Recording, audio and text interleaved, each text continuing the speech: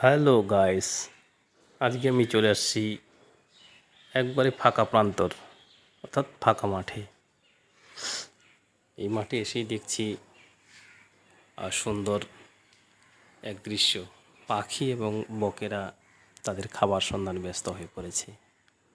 বকদের দেখে তাই আমার একটি কবিতা মনে পড়ছে।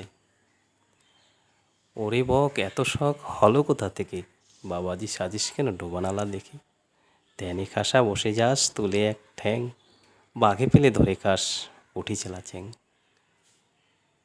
তাই তো আজ আমাদের এই এলাকাতে বর্ষা প্রায় চলে এসেছে, আষাঢ় মাস চলছে।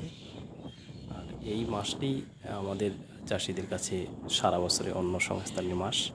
আমরা এর উপর ভর করেই জীবিকা অর্জন করে থাকি।